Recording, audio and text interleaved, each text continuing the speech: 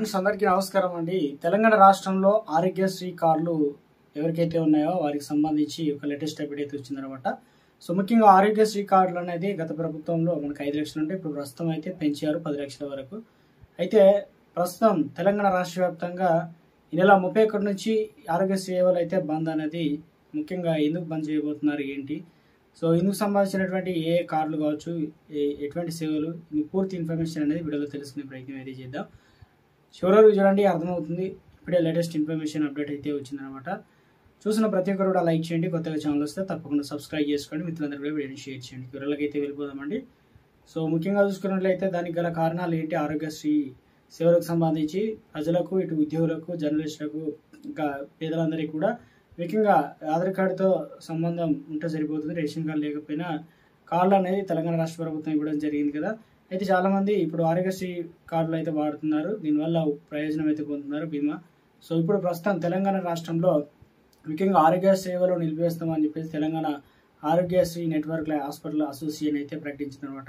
ఇందుకు ప్రధాన కారణం ఏంటంటే చూసుకున్నట్లయితే 1400 కోట్లు దాదాపు పెండింగ్లు అయితే ఉన్నాయన్నమాట, విడుదల చేయాల్సింది. ఎందుకంటే ఆరోగ్యశ్రీ కార్డులకు సంబంధించి వైద్యం చేసుకున్న తర్వాత ఆయా ప్రైవేట్ హాస్పిటల్కి సంబంధించి ఇన్ని రకాల అమౌంట్ అనేది ఒకసారి పెండింగ్లో ఉండడంతో అవి క్రమం తప్పకుండా చెల్లించేందుకు కమిటీని ఏర్పాటు చేస్తామని హామీ ఇచ్చింది. కానీ ప్రభుత్వం వీటిని గుర్తు చేసుకోలేదు, ఇక్కడ నెరవేర్చలేదు అని చెప్పేసి దీనివల్ల జర్నలిస్టులు, ఎంప్లాయీస్, అదేవిధంగా సో సేవలను వారికి కూడా నిలిపివేస్తున్నట్లు ఉద్యోగులకు, అదేవిధంగా ప్రజలపైన.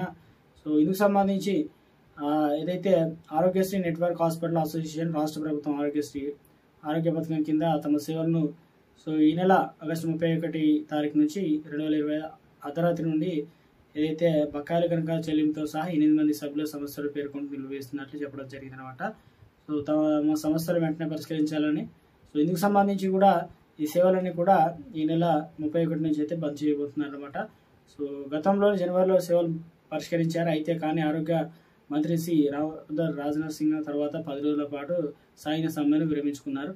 అయితే దీంతో ఆరోగ్యశ్రీ హెల్త్ ట్రస్టులు, ఆసుపత్రుల మధ్య అవగాహన ఒప్పందం రూపొందించడం, ప్యాకేజీల సవరణ, చెల్లింపులు, పరిష్కార యంత్రం ఏర్పాటు చేసి సో వాటిని అయితే సద్దుమణిగేలా చేశారు. ఇప్పుడు ప్రస్తుతం తెలంగాణ రాష్ట్ర వ్యాప్తంగా సో మరోసారి ఈ నెల 31 తారీఖు నుంచి బంద్ అయితే చేయబోతున్నారు అనమాట. ఆరోగ్య కార్డులకు సంబంధించి, వైద్యానికి సంబంధించి ఏదైతే ఉందో సో దీనిపైన ప్రభుత్వం మరి ఏ రకంగా స్పందిస్తుంది అనేది చూడాలి. గతంలో ఎలాంటి పరిస్థితి వచ్చినప్పుడు ప్రభుత్వం ఆల్రెడీ 10 రోజుల వరకు కూడా సమ్మె జరిగిన వాటిని మరోసారి వివరించి తెలంగాణ రాష్ట్రంలో ప్రజలకు, ఉద్యోగులకు అందరికీ అయితే మేలు చేశారు.